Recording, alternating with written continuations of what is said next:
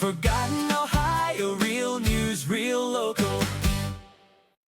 Hi, I'm Karen Fatula. Welcome to the Forgotten Ohio News Podcast, where we focus on hyperlocal news from the Ohio Valley region and also Ohio Appalachia.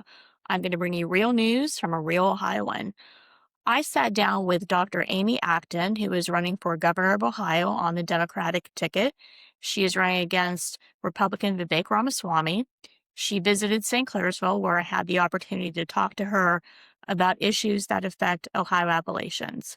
Here is my interview with Dr. Amy Acton. Tell us a little bit about your background and what's propelling you to run for governor of Ohio. Oh, thank you.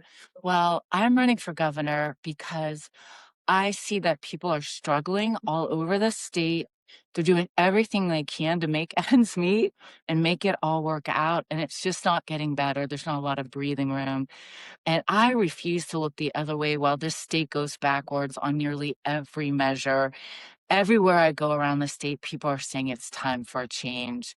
And I can tell you that I go everywhere, I listen deeply, and what people are actually longing for are public servants, again, people who solve problems instead of making them.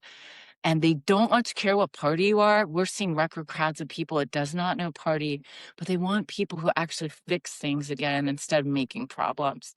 And they're exhausted by this fight and this vitriol and this hate. Okay, and I understand you're from Youngstown and you came from tough surroundings, background. Can you just tell me briefly about that and what role you held in Ohio government? You were the health director during COVID.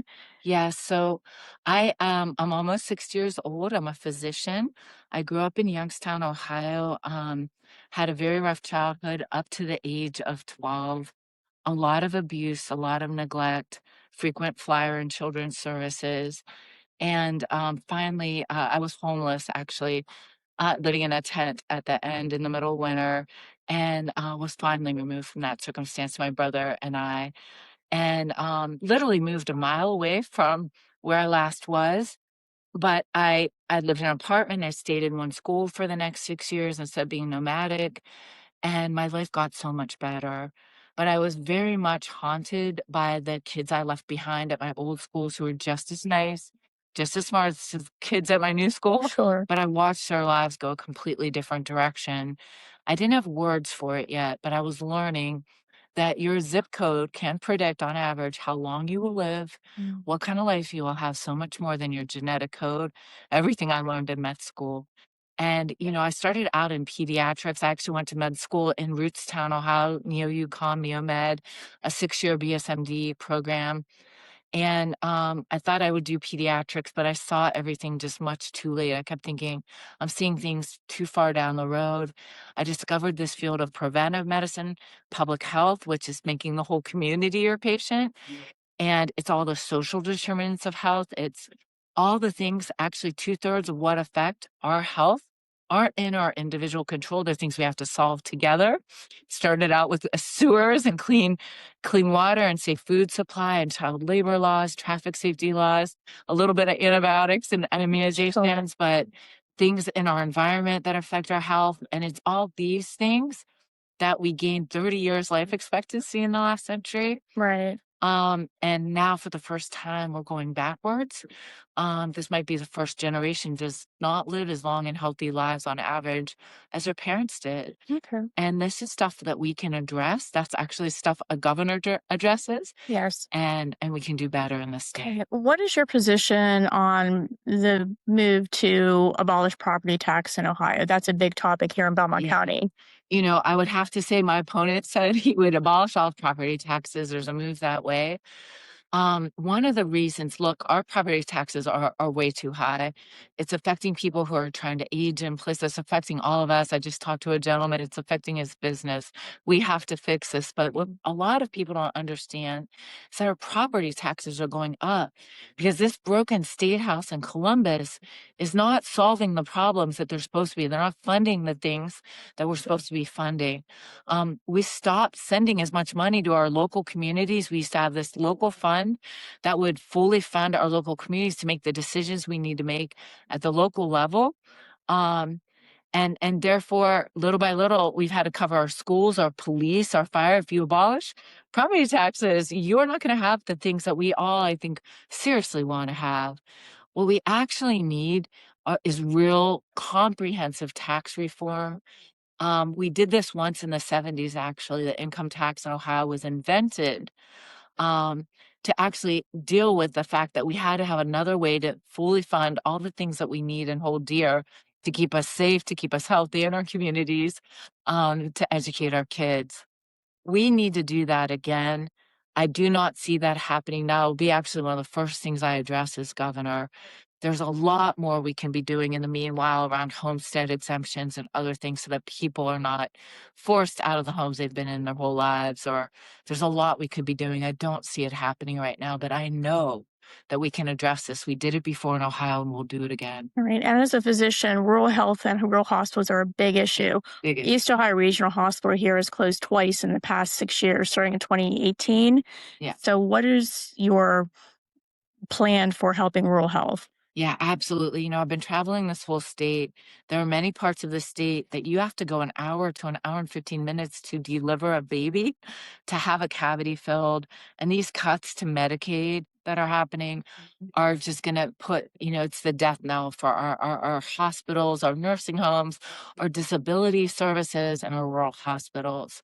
We absolutely must address this. It's actually an issue I was working alongside Mike DeWine on earlier. But we need a governor and an attorney general and folks to push back on these things that are devastating the healthcare system that we all count on. There's a lot more we could be doing to really supplant our rural healthcare systems. There's other states like Pennsylvania, which actually did some really creative things, regionalizing the back office and other parts so that their front office of taking care of us and giving us a medical home.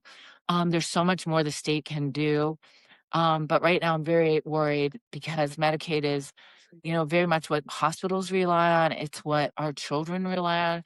In many parts of our state, we have some parts of our state, not around here, 50% of our kids are living in poverty. Up to 70% of the kids in some areas are on Medicaid and it's being cut. Yes. People are being uninsured. And guess what happens? When we are uninsured, all of our healthcare bills go up. All of us pay more when we have people who are not covered. So this is a real crisis in our state, in our country. And as a physician, it's something I've been fighting for my entire career. Okay.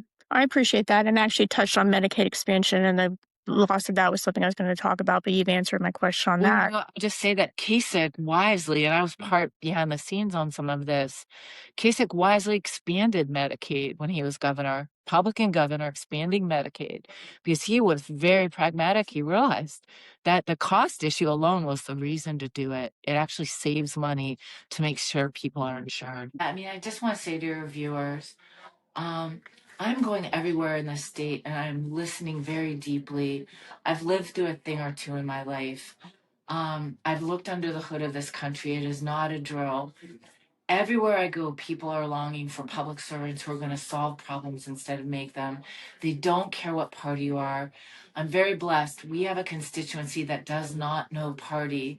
I can't tell you enough as a person who's lived and suffered and seen a lot that this is a time we can't give up on one another.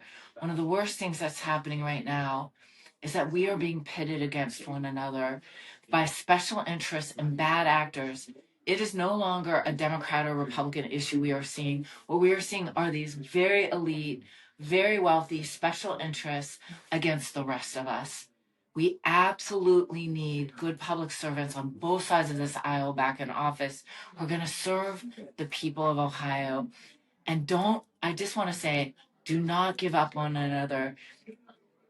We are being purposely pitted against, and you can't give up on your family member who maybe believes something different than you and your neighbor. The way to save this democracy and the way to get us back doing the things we're supposed to be doing, all of our quality of life going up, is by working together on all, like the 90% of issues that none of us disagree on: housing, childcare, property taxes, being able to age in place with dignity, healthcare costs, feeling safe in your school and your community. These are things that all Ohioans just agree on, and these are the things we can work on again. And I promise you, I'm going to be a public servant every day of my life for you. Okay, thank you very much. Thank you. Thanks again for joining the Forgotten Ohio podcast. Please like, subscribe, and share this video. Drop some comments down below. Let me know what types of information you would like us to cover on the podcast. Remember to support local journalism. Go to my website, forgottenohio.com, where you can subscribe to our newsletter. And remember, we are forgottenohio.com. We are real news from a real Ohioan, and we're all human all the time. Thank you. Forgotten Ohio, real news, real local.